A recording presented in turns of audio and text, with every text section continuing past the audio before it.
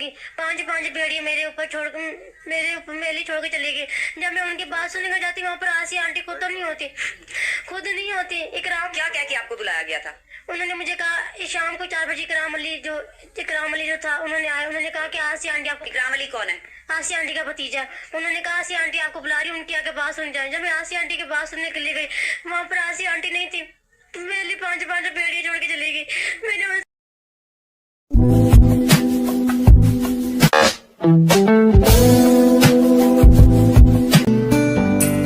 ਦੋਸਤੋ ਜੋ ਤੁਸੀਂ ਇਸ ਵੀਡੀਓ ਦੀ ਇੰਟਰੋ ਦੇ ਵਿੱਚ ਸੰਖੇਪ ਜੀ ਗੱਲ ਦੇਖੀ ਹੈ ਇਹ ਤੁਹਾਨੂੰ 2 ਮਿੰਟ ਬਾਅਦ ਦਿਖਾਉਣੇ ਆ, ਪਰ ਪਹਿਲਾਂ ਥੋੜੀ ਜਿਹੀ ਚਰਚਾ ਕਰਨੀ ਜ਼ਰੂਰੀ ਹੈ। ਮਤਲਬ ਪਾਕਿਸਤਾਨ ਦੀ ਰਾਜਨੀਤੀ ਨਹੀਂ, ਰਾਜਨੀਤਿਕ ਬੰਦੇ ਹੀ ਨਹੀਂ, ਸਾਰੇ ਪਾਸੇ ਗਰਕ ਹੋਇਆ ਪਿਆ। ਨਾ ਰਿਸ਼ਤਿਆਂ ਦੀ ਕੋਈ ਕਦਰ ਹੈ, ਨਾ ਕੋਈ ਸਮਝ ਹੈ, ਕੋਈ ਨਹੀਂ। ਸਿਰਫ ਉਹਨਾਂ ਨੂੰ 4 ਵਿਆਹ ਦਿਸਦੇ, ਹੋਰ ਕੁਝ ਨਹੀਂ ਦਿਸਦਾ। ਉਹਨਾਂ ਦੀ ਪਰਦੇ ਦੇ ਵਿੱਚ ਹੋਈਆਂ ਔਰਤਾਂ ਤੋਂ ਵੀ ਅੱਖਾਂ ਜਿਹੜੀਆਂ ਉਹ ਕੁਛ ਨਾ ਕੁਛ ਭਾਲਦੀਆਂ ਰਹਿੰਦੀਆਂ। ਜਾਨੀ ਕਹਿਣ ਦਾ ਮਤਲਬ ਉਹ ਬਾਹਲੇ ਹਵਸ ਦੇ ਸ਼ਿਕਾਰ ਹੁੰਦੇ ਆ ਹਮੇਸ਼ਾ।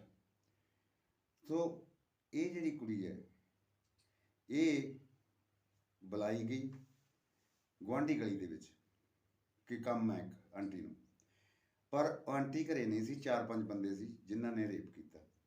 ਉਸ ਤੋਂ ਬਾਅਦ ਉਹ ਇਨਸਾਫ ਨੂੰ ਲੈ ਕੇ ਮੁੱਖ ਰੱਖ ਕੇ ਥਾਣੇ ਚਲੀ ਗਈ, ਆਪਣੇ ਪਤੀ ਨੂੰ ਲੈ ਕੇ, ਨਾਲ ਬੱਚੇ ਚਲੇ ਗਏ।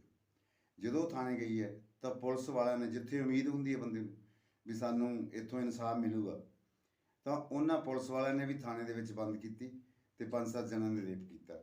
ਉਹ ਆਪਣੀ ਦੁੱਖ ਦਰਦ ਤੁਹਾਨੂੰ ਕਹਾਣੀ ਸੁਣਾਉਂਦੀ ਹੈ, ਔਰ ਹਕੀਕਤ ਹੈ। ਕੋਈ ਤਾਂ ਪਿਓ ਧੀ ਨਾਲ ਰਿਸ਼ਤਾ ਵਿਆਹ ਕਰਾ ਰਿਹਾ, ਕੋਈ ਭਰਾ ਨਾਲ, ਕੋਈ ਭਰਾ ਭੈਣ ਨੂੰ ਪ੍ਰੈਗਨੈਂਟ ਕਰ ਰਿਹਾ। ਮਤਲਬ ਜੇ ਦੇਖੀ ਹੈ ਹਿੰਦੁਸਤਾਨ ਦੇ ਮੁਕਾਬਲੇ ਉਹਨੂੰ, ਤਾਂ ਬਹੁਤ ਹੀ ਜ਼ਿਆਦਾ ਗਰਕ ਚੁੱਕਾ ਹੈ। ਇੰਡੀਆ ਦੇ ਵਿੱਚ ਫਿਰ ਵੀ ਰਿਸ਼ਤਿਆਂ ਦੀ ਕਦਰ ਹੈ, ਸਮਝਦੇ ਹੈ ਕਿ ਇਹ ਸਾਡੀ ਭੈਣ ਹੈ, ਇਹ ਸਾਡੀ ਧੀ ਹੈ, ਇਹ ਸਾਡੀ ਮਾਂ ਹੈ। ਉੱਥੇ ਤਾਂ ਮਾਂ ਨੇ ਵੀ ਪੁੱਤ ਨਾਲ ਵਿਆਹ ਕਰਾਏ ਹੋਏ ਹੈ। ਬੜੀ ਤਰ੍ਹਾਂ ਦੀਆਂ ਖਬਰਾਂ ਆਉਂਦੀਆਂ ਰਹਿੰਦੀਆਂ, ਤੁਸੀਂ ਦੇਖਦੇ ਰਹਿੰਦੇ ਹੋਵੋਗੇ।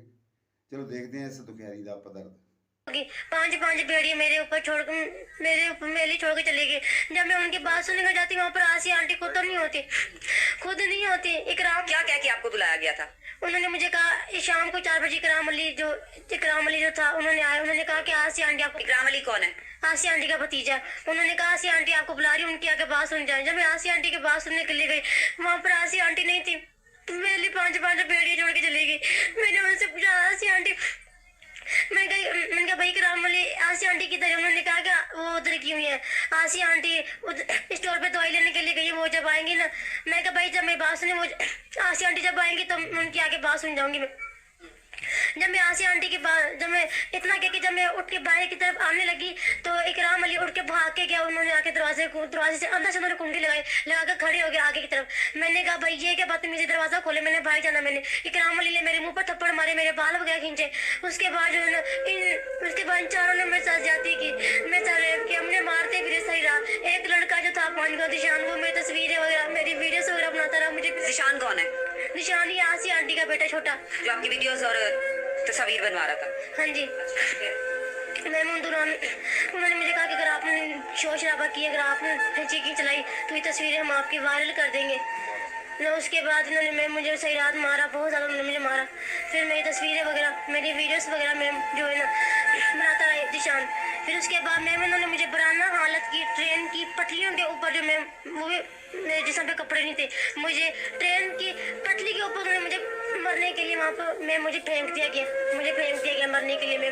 जब मेरे हस्बैंड, मैं छोटा भाई अली, सारी रात मुझे तलाश करते रहे, ढूंढते रहे मुझे। अचानक मेरे स्टेशन की तरफ आते उन्होंने देखा कि उन्होंने एक पास में से एक अंकल गुजरे, तो उन्होंने कहा कि एक लाश पड़ी है, वो भी एक पुराना हालत में, उसके नाक और मुंह से बहुत ज़्यादा खून जो है निकली जा रहा है। मेरे हस्बैंड, मेरा भाई मेरे पास जब आते वो देखते मैम कोई और नहीं, वो मैं ही थी मैम। उसके बाद मेरे हस्बैंड अपनी शर्ट उतार के मुझे शर्ट पहनाई। उसके बाद मेरे हस्बैंड मुझे गले कराया। उन्होंने मुझे आके पूछा कि ये आपके साथ किसने किया, कौन थे वो लड़के? मैंने कहा आसिया नाम की आंटी थी। उन्होंने मुझे काम के बहाने घर बुला के खुद वो वहाँ से फरार हो गई। मेरे ऊपर 5 भेड़िए छोड़ दी उसने। फिर उसके बाद आपके साथ जब ये जुल्म हुआ तो आप कहीं पुलिस स्टेशन गई, कोई FIR करवाई आपने?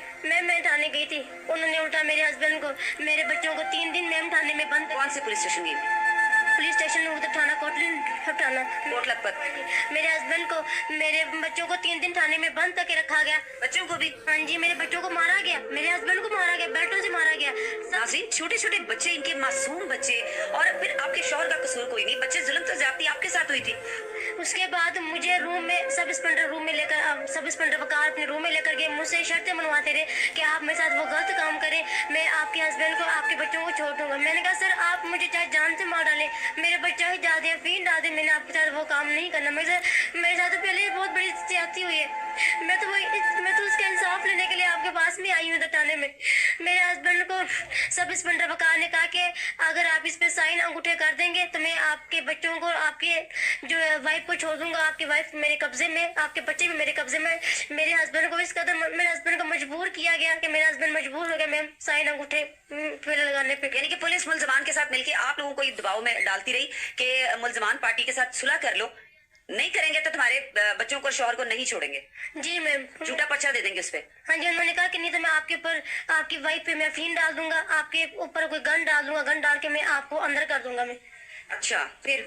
मैम उन्होंने कहा कि मैं आपके ऊपर कोई ऐसा पर्चा बनाऊंगा कि जो आप सारी जिंदगी जो है ना अंदर ही सड़ते रहेंगे। मैंने कहा सर एक तो ज्यादती भी हमारे साथ हुई है, एक मैं कहा सर एक तो उन्होंने मेरी जिंदगी बर्बाद कर दी। उस बात की मैं यहाँ इंसाफ लेने के लिए आई हूँ। आप उल्टा मैं कहा आप हमारे साथ ही। आई जी पंजाब से क्या कहूँ मैं कि उन्होंने किस कदर इतनी घटिया पुलिस अपनी रखी है, उन्होंने ऐसी पुलिस छोड़ी हुई है। आई जी पंजाब को कुछ कहने के लिए कुछ रहा नहीं गया। अब क्या कहूँ मैं, किस मुंह से आई जी पंजाब से कुछ मैं मांगू? मैंने कुछ भी नहीं मांगना उनसे, क्योंकि उनकी खुद की पुलिस इतनी बड़ी बगारत है, थाने में बुला के माँ बहनों के साथ ज्यादती करती है, उनके ऊपर गंदी नजर डाल के बैठती है। आई जी पंजाब पता नहीं किधर है, कहाँ है आई जी पंजाब? आई जी पंजाब को हम जैसे गरीब लोग नजर नहीं आते। आई जी पंजाब किसी माँ बहन, किसी बेटी के साथ ऐसा हुआ हो ना, फिर आई जी पंजाब को बताओ। आई जी पंजाब हौसला करें। नाज़रीन देखिए, जुल्म की इंतहा कि ये खातून जो है वो जब लेके जाती हैं अपने बच्चों को, अपने शौहर को, कि मुझे इंसाफ मिले। ये इदारे किस लिए बनाए हुए हैं? ये किसने बनाए हैं? ये इन जैसी खवातीन के लिए कि जिनके साथ इस मुआशरे में जहां हम रहते हैं, पाकिस्तान के अंदर हम लोग रहते हैं, और यहाँ पे हमारी। ਹੁਣ ਤਾਂ ਤੁਸੀਂ ਦੇਖ ਹੀ ਲਿਆ।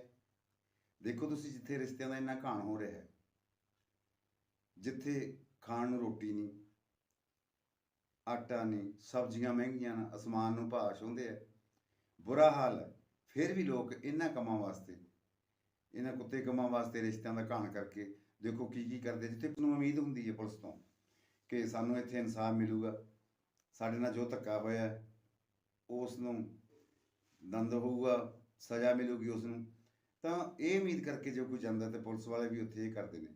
ਕਾਰਨ ਕੀ ਹੈ? ਉੱਥੇ ਪੈਸਾ ਚੱਲਦਾ, ਸਿਰਫ ਅਮੀਰ ਬੰਦਾ ਗਰੀਬਾਂ ਦਾ ਘਾਣ ਕਰੀ ਜਾਂਦਾ, ਕੋਈ ਸੁਣਨ ਵਾਲਾ ਹੀ ਨਹੀਂ ਹੈ।